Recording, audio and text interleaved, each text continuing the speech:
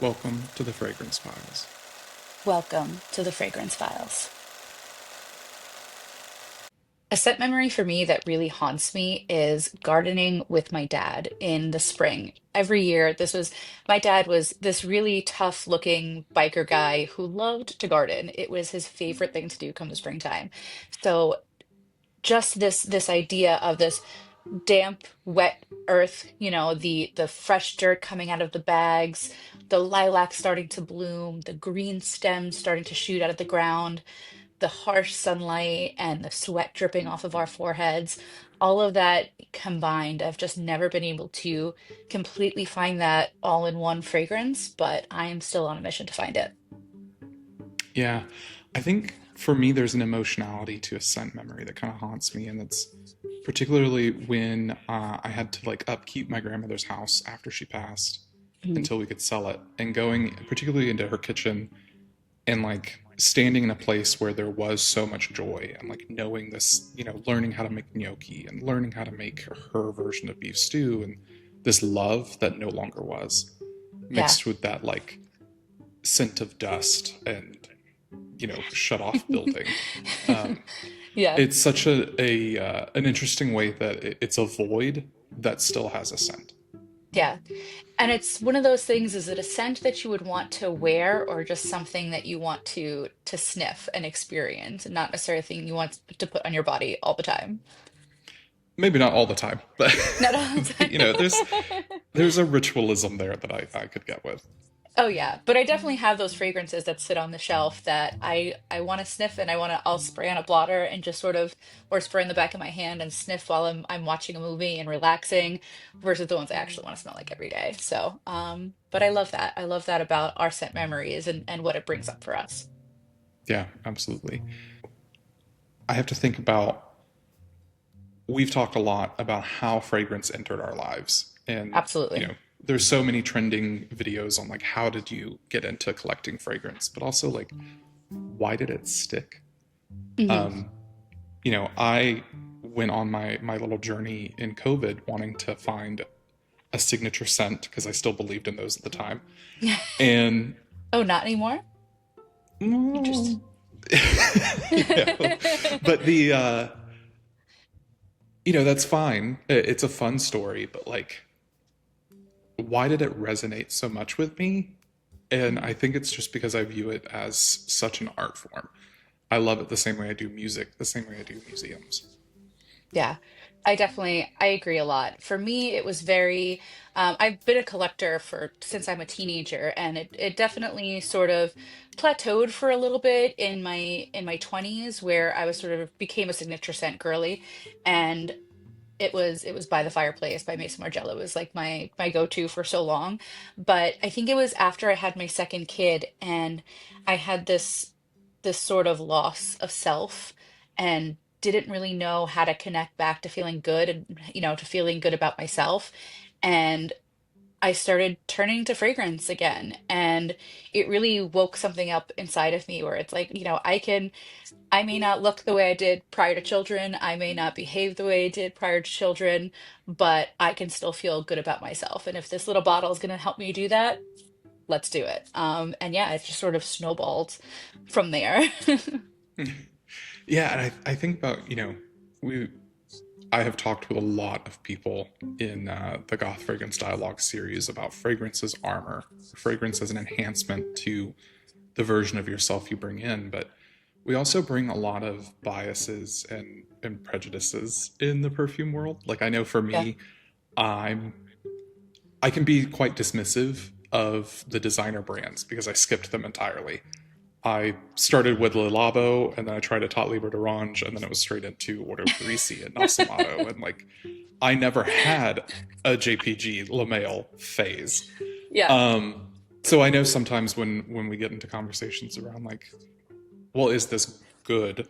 I have to check myself and be like, well, everyone can smell how they like. Yeah. It is difficult once you're so entrenched in it to take myself out of that mindset and say, okay, this is not interesting for me.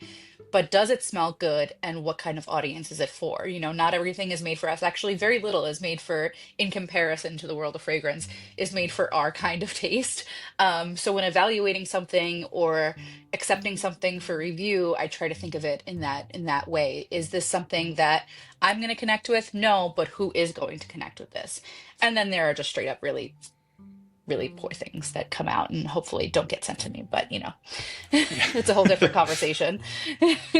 Right. And I do think about the way that we both have had similar but different journeys in the fragrance content world. I only started a TikTok because my friends were like, Josh, we love you, but please stop talking to us about perfume. And I assumed I would be just shouting into the void. And I still sometimes feel that way. But, it did attract people, some for good that I talk to almost daily, and Yeah. some for worse, where, I've said a few things that upset people. But,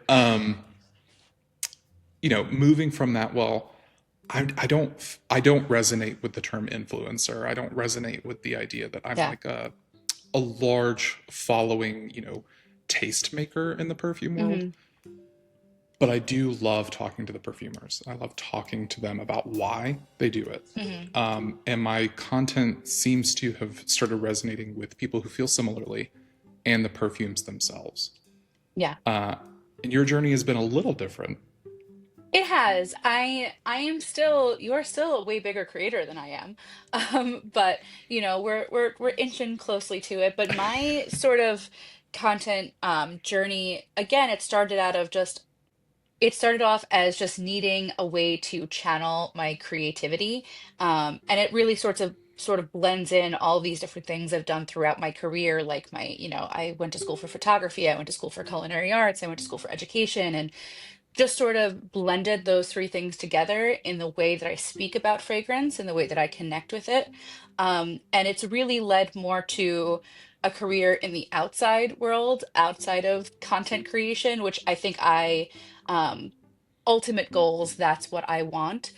I want to connect with people and I want to teach people about fragrance. And not everybody wants to be spoken to that way, and it's okay. My content is for the people who are here for learning about the things that are just coming to the US that nobody else is talking about, that is not following the hype trains. And Leia agrees. I'm here for that. I'm here for a new discovery and I'm here for learning. Yeah, I think that's one of the things I love in the world of the perfume culture, which is so intrinsically tied to social media right now, is there is so much. It's so broad. Hmm. Um, People can interact with it at any point that they want to get to it. It's quite accessible. Like you can go to Sephora, you could go to Nordstrom, you could go to the big box stores. And if that's the level of connectedness you want, great. If you want to be a weird little freak like me and talk about the artistry and the dream that inspired this scent creation, and you know great, we have a space for that too. Yeah. um I do get frustrated with, like you said, the hype train. What is the trending note? If everyone's doing the same thing, we're not doing anything. Or, and this might push some buttons, the creators that will be like, I'm making a video because there is this new release coming out, and then they read the exact same copy every time. Yeah. Like, Yes. by all means, make content because you enjoy perfume, but add something to the conversation, please. Absolutely. Well, I Have a mean, real and this opinion. is this is also something that we can talk about at a later episode when we really dive into what it means to be a content creator, an influencer. But there are certain brands that will send you a script on what to say, and it's at that point, it is not a genuine review. It is, this is the points that we need you to hit. This is how we want you to talk about the fragrance. And I mean, you're making an ad essentially, right? But it loses that genuine connection and that genuine excitement when you're making multiple people say the exact same thing. It's sort of like an interview style where we're going to make multiple creators say this interview and then we're going to whitelist the one that actually starts taking off. But I think they're underestimating how intelligent the people who are consuming this content are, and it starts becoming really familiar, and it's like, oh, why is everybody saying the same thing? And then they smell it, and it's like they're lying. And now everybody thinks that all content creators and influencers are liars. I could go on and on about this forever, but we can touch on that at a later episode. But that goes to say, these are the things that I dislike, that frustrate me. But I want to hear more conversations about the art versus the commerce. I'll, Agreed. wax poetic about the art of perfumery, but it's also a business. It's a major economy in the world right now. So Absolutely. like, Hmm. how is that functioning? How are these Hmm. large companies making moves? How is private equity coming into shape? Um, there's No so private many equity, pieces to please. talk about.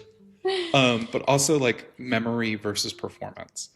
Yeah. If a scent, like you said, this memory of your father in the garden, like if you have a fragrance that does that for you, but it only lasts an hour or two, you know, is that acceptable? Or, the Mm. dreaded word beast mode, does it Oh have to God, have? please. If I love something and I connect with it, I will throw it in my bag. I don't care how many times I have to apply it, but within reason, right? If you're charging me $300 a bottle and it only gives me body spray longevity, then eh. But, the intricacies Yeah. of that. What are some conversations that you want more of? I definitely want to talk more about the indie versus heritage. I think we have this term of like hyper niche, or which is really indie and Ultra niche. artisanal. Ultra niche, sorry, hyper niche, ultra niche, which is like a really fun like buzzword on TikTok, especially right now. But what does that really mean? That means indie, it means artisanal, it means small batch creations. And what does that look like in compared to these heritage houses, especially when we're Heritage talking about houses. heritage houses, because not all brands who claim to be heritage are heritage. But what does that mean, like from a cost perspective, where an indie creator whose cost might be much higher is still offering things at a more accessible price range than the heritage houses or quote unquote heritage houses, um, what they're doing and charging three, four, five, six, $1,300 for bottles, and what's really going into both of those. Yeah, Um, absolutely. Also, I wearing fragrance for yourself versus for others. I think there's this a lot of focus on this got me chased down the street. This got me 15 compliments in the first hour. Like, what is that? What are you trying to achieve with your fragrance? Is it compliments? Cool. These are the fragrances that you want. Is it connection? Is it exploration? Is it nostalgia? Then great. These are the kinds of fragrances you want to connect with. So, and it's different for everybody. No way is right or wrong. It's just how are we interacting with this world? And again, like you said, I love that there is space for everyone in the fragrance community, which is, can we just say by and large, one of the greatest communities on the internet? You know, I know for us, Yeah. I mean, the with fragrance community does have a lot of drama.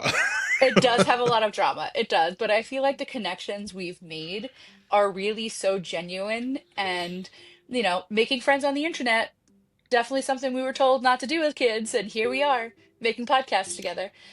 Well, yeah, and the same people who said, don't make friends on the internet are now like, Facebook told me Hillary Clinton made AIDS. Like, let's. The internet has changed a lot in the It last, has. 15 It, years. it certainly has. I am looking forward to more conversations on the idea of wearing fragrance for yourself versus others. Because there is everything you talked about, but also I talked about it with Yosh Han, this idea of what resonates for what you need for the day.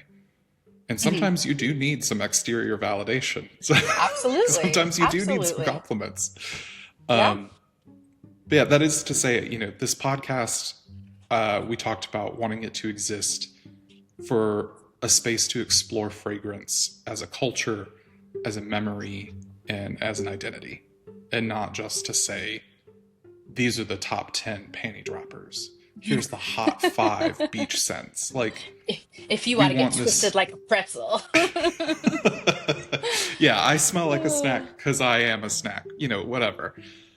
We want this to be a place to yeah. dive a little bit deeper, and maybe that will resonate with people. Maybe it won't, but I certainly think it Yeah. will. I hope so. I hope so. Yeah. Um, So in the vein of what we've done previously, I think it would only be fair to interview you a little bit. exciting. Let's do it. Okay. Nothing too grilling, hopefully, but Okay. what I is can't a promise my fragrance? questions aren't grilling. Well, someone's gotta bring the heat. What is a fragrance that you love but no longer works for you? Ooh, okay. And I still have it in my collection, but I mentioned this earlier that for years my signature go-to fragrance was By the Fireplace by Mason Margiela. And I still love it. I love the way it smells, but I can't bring myself to wear it anymore because it was my signature scent for so long, but it was also my signature scent during a time in my life where I felt incredibly lost and I it didn't feel like all the pieces were connecting. Finding fragrance really connected everything for me. So I don't want to be reminded of that time in my life, or if I do, I need to be reminded to motivate myself further. So it's one that I will pick up and sniff every once in a while for that reminder, but not one that I will actually wear anymore. So it's a fragrance for who you were but not who you are. Exactly. That's pretty. That's I like that a lot. The growth aspect there. Yeah, What's a perfume house that you respect more than you personally enjoy? good question. Um, All right, this people will get mad at me because I know there are some die hard fans of this house, but for me that's Diptyque. Nothing wrong with it whatsoever. I think they're really beautiful bottles. I think they're really beautiful scents. I really love everything for them, like from their packaging to their home line. I think it's a very well executed brand identity. Um, yeah, so like what they've done for like rice and paper accords with Le Pépinière and what they've done for fig accords with Philosophos, I mean, they really sort of really exploded those trends and really gave us something to be excited about when it came to those two notes. But that being said, I've never really fully connected with any of their fragrances. They're lovely. There's not a single one that I'm like, ew, that's gross. But yeah, I've just never really connected and pulled the trigger on purchasing one. That's fair. I do. I mean, I love a good candle, and they do make good candles. They But do. similarly, I've never been like, I need a bottle of this from Yeah. Diptyque. Yeah. Um, what do you think people misunderstand about your taste? Interesting. So I what I think people might accuse me at times of being a niche snob, um, which I get. I understand why you would think that for my content, but I also don't want people to think that just because this is what I like, that invalidates what you like. I think fragrance is very personal and it's a personal journey for everyone. And again, we all have different reasons for why we want to smell the way we smell. And if it works for you and you're excited about something, I'm happy for you. Like I said, I like to pick up things. I still, even working in a niche boutique, I still like to go into Sephora and smell the new releases and see who's doing something that's interesting or breaking the mold. And I love fragrance. I love the world of fragrance, and I want everybody to be able to experience it, and I want everybody to be able to feel good about what they're purchasing, regardless of its indie, niche, designer, cheapy, whatever it is. That's fair because I do. I think back to when we first started connecting and communicating. You had a strong dislike of Portrait of a Lady by Frederick Malle. And I over did. time, it kind of grew on you, and your taste It did. developed.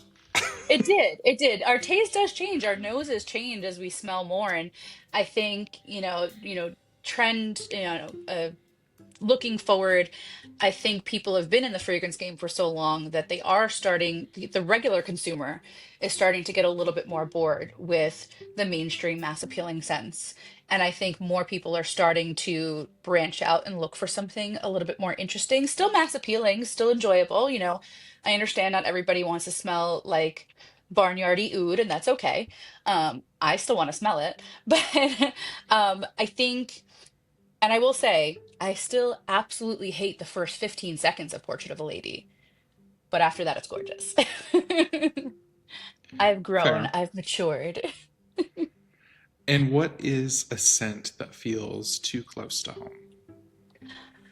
Ooh, I have a couple. Um, there's like four in my collection, but this one is the newest one to my collection. So this is Finca from Bana Maria, and I connected with the owners over on Instagram. So we got this in Estelle recently, and I spelled it. And it gave me this immediate memory of my grandfather sitting down, like, my grandfather's off the boat Italian, brought all of his weird cultural, it brought all of his little cultural little quirks with him. And uh I remember most of the time of him sitting at his chair at the head of the table with a fresh pot of espresso and his bottle of Sambuca that he poured just a little bit too much in. And that's exactly what I got from Finca. And it turns out that this fragrance was also made for their grandfather who used to work in the coffee fields. And so it was just this really beautiful moment of connection for me. But um, the imagery that this brought up for me was so strong that it made me a little teary-eyed. But I do Picture love it, it. Brooklyn, 1990 something. Yep, it's That's poppy really scent. beautiful. It's 100% poppy scent. I love that. Those Yeah. were the questions I had for you. Is it Do you my have some turn? for me? It I is. do have some for you. Okay. All right, let's see. What is a blind buy you regret but learned from? But learned from might be Yes. the caveat there.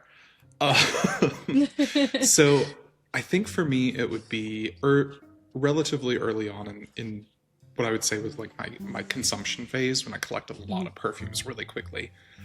I thought I knew how notes would act, and I was like, if it has these notes, I'll like them. And I bought two releases from imaginary authors at the same time. I got Bull's Blood and The Language of Glaciers because they both sounded like something I would enjoy. And then I got them and Yeah. I was so kind of distraught. I was a little angry with them because I was like, this isn't what I wanted. This Oh doesn't smell no. like what I thought it would smell like. And I had to be like, well, notes don't equal ingredients. And Yep, the composition of a fragrance is not guaranteed to be what you think that copy is going to smell like. absolutely.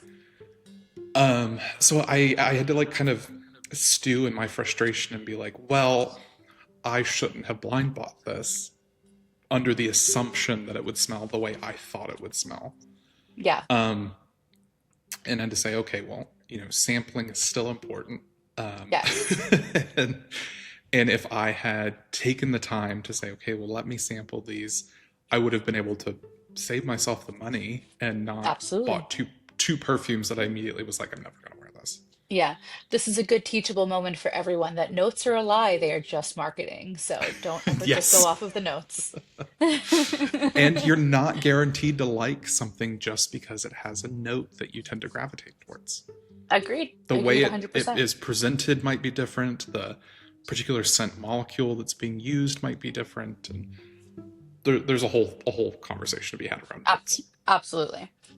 Um, Tell me a fragrance that changed how you think about perfumery. That's an easy one. Uh, there's two answers. The Okay. easy one would be Aldehyde 44, the Dallas exclusive by Le Labo. Hmm. That is the perfume that started me on this journey because I had never smelled something that was both clean and dirty at the same time. Love it. Um, yeah, and it sent me into a spiral. It just changed everything. But I think talking about something changed an already established perfume me would be Ghost of You by Mythologia. Oh Um, God. Yeah. I had seen her art on Instagram. She had just launched, and I was going to London for a trip and was like, I'm ordering samples of this to my hotel room. I just thought it would be cool to be like, hey, there's this new indie brand out of London. And then I smelled it and I cried. Yeah. I had never Yes. smelled something that was so comforting and melancholy and rugged but unsettling. And Yeah. it just had all of these contrasts in a relatively simple, beautiful structure that I was like, whoa, maybe I can be a signature scent person. Yeah. I think that is the closest you come to a signature scent. Yeah, Yeah. it definitely shifted a lot for me. And Kat, love you to death. You should come on the You love pod. cat. Yes, absolutely. I love cat. I had the same reaction when I smelled Ghost of You for the first time. I immediately started tearing up. So I feel that very hard. Um, what do you think good taste actually means? Now we're getting in, are you going to get me canceled territory? I think good taste is just as much about you as it is about how you interact with consumption. Good Absolutely. taste is being able to say, I like these things and I will wear them with confidence because I like them. It's also the ability to acknowledge what someone else will enjoy. Yeah. Being able to say, this is beautiful, but not for me. And having kind of a repository or a memory of being able to say, well, hey, if you like this thing, then maybe you'll also like this. Being able to put those puzzle pieces together is a foundation, I think, for good taste. Because you have a wardrobe for you that Mhm. is your own, but then also being able to acknowledge the beauty and the artistry in someone else's taste is what makes yours truly good. Love it. Fantastic. Great answer.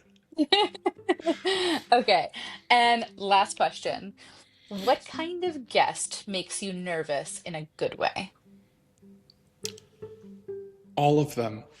Even after doing, yeah, after doing goth fragrance dialogues for 2 years, I've got to meet people that I really, really respect. And I've been nervous every single time. But also, I think we have a chance to throw our reach even further. So I'm nervous in a good way to like bring in people from these fragrance magnates, bring in these like Mhm. celebrities, because I want to pick their brains too. So Absolutely. it's a different level, it's a different avenue, but I'm excited Yeah, for the opportunity. I got it. And I know a couple that have been shopping in the store that are big fragrance heads that you wouldn't necessarily expect that about them. So, possibilities. So there are a lot of things that we agree on the fragrance world, but there are a couple of areas where we slightly and not so slightly disagree. What do you think is something that we are a little opposite ends of the spectrum on? I All think it's right. a topic that you and I go back and forth on because my opinion on it is still ever changing. Is the signature scent thinking? Hmm. Um, I don't I don't think you can have one, but I do think a concise fragrance wardrobe is possible, and I almost have started leaning towards it. Yeah. But I also have been the person with a collection like yours behind you, so like it's a back and forth. Yeah. Yeah, there's definitely I don't think I could ever go down to one fragrance, but there is something to be said that once your collection gets large, that it does become very overwhelming and you don't get to enjoy everything that's in it. It's also part of this world of content creation and influencing that you're constantly getting new things to talk about, and it makes it so that you can't just enjoy the things that you already have, right? So if I get sent, and this is not, a, I love the PR, the gifted is amazing. But, I might have a week where every single day I'm wearing fragrances that I'm testing for a review, but I really want to wear something that's from my collection. And it gets a little much. So yeah, I don't think I could ever be a signature scent girly, but I don't need to have 300 fragrances either. Right. And Yeah. then there's also you know, are influencers bad for fragrance or are they an inevitability? It depends. It depends. I think that could be an It, entire deep dive. There are two sides to yeah. that coin. Yeah. I think there's more than two sides even. Yeah, Get probably. into, yeah, we should have a whole episode on Yeah. that. We'll come back to Yeah, that yeah. Yeah, one. let's do that. And what about, does price equal artistry? That is another one that I think it depends. Um, Absolutely. you know, is it art? You know, Yeah. Is it art, or send me are back you to just art paying? history Yeah. school. Like, Yeah. Are or you are you paying paying for for a status symbol? Absolutely. Absolutely. Are you paying to just have the name of that brand on your shelf, or is it actually good? Is it actually worth the price that it's charging? And how much are the ingredients that are going into it? So we've talked about some of the topics that could be their own episodes, but actually talking about what are some upcoming episodes if people are testing the waters here with us. Yeah. Um, First and foremost, we will be interviewing perfumers and brand owners and collectors. Goth fragrance dialogues will live on with Yes. another goth with Yeah. Michi in tow. It's not an ending, Um, it's an expansion. exactly. Yeah. Um, but what are some other topics we've been charting out for some episodes? I think up really soon we're going to be talking about sampling culture. I Yep. think we've got fragrance and identity. We're talking about nostalgia versus novelty. And yeah, and we've got our first interview this happening. We're recording this week, so I'm very excited. Yes. Yeah, I also want to talk about things like this idea of consumerism and collection. I would love to get some people in on that. Like, not to name names, but like Nikki. I love. Oh yeah. She has a fragrance vault, this room. It's expansive, but also she knows it so well. And when you talk to her, she'll be like, "Oh, I have this. I'll get you a sample Yeah. of it." Like, She has it's amazing. legitimately a library. It's very Yeah. incredible. Um, I also think about the ability to talk to and hear from people who are consuming and listening or watching whatever Mhm. consumption of choice you have. Tell us what you want to hear, who you would like for us to talk to. Um, Yeah. I would love the chance to do some retrospectives with some of the people that I started very early on with Goth Fragrance Dialogues before I think I really found my footing there. Yeah. Um, and then, yeah, like what kind of crossover we can have with the the perfume community. I guess that's the Yeah, absolutely. We want to invite the perfume community in. Again, we want to hear what you want to learn about, what you want to talk about. And yeah, if you're interested in coming on and having a chit chat with us, that'd be great too. yeah. We are aiming for weekly releases, Yes. um, 3 Yap sessions per month, and then one interview. Yeah. uh, Posted to YouTube, wherever fine podcasts are acquired, and I'm sure we will be spamming you both from both of our TikTok pages with You'll clips and see us snippets on and things like TikTok, that. on Instagram, on YouTube. You're going to see us everywhere. You're going to be sick of us. And if you feel strongly about it, you can tell Michi because she is a perfume consultant at Still. I am. Yeah. And you can shake a skull full of acorns under the moonlight if you want to contact me. So, all right. Aside from that, closing ritual. what are you wearing right now, and what does it say about your mood? I am wearing Neon Veil from Andrea Mack. I love this fragrance. This is her newest release, and I chose it today because it is frigid in New York, and we are about to have what they say is going to be our biggest snowstorm in years, but we haven't had snow in years, so that could be like 2 inches, and it's the biggest snowstorm in years. But yeah, I love this one because it's a fall fragrance that's not meant to feel warm and cozy. It's meant to feel cold and refreshing and like a little bit metallic. So, and it's a fragrance about new beginnings in the fall and in the cold months. So, yeah, I wanted to feel that as we were recording our first episode and getting ready to embark on this journey together. That's awesome. Yeah. What are you wearing? I am wearing Onsen Mineral by Cult of Kaori. Um, I really fell in love with this weird blend of like aldehydic citrus and the like uh, cozy zen feeling that it kind of Yeah. brings. Um, this is my week off work, so I get to be like, and this is such Yeah. a good perfume for that. It's not. It's one of those fragrances that is present without being like overbearing. So it's really Yeah. easy to.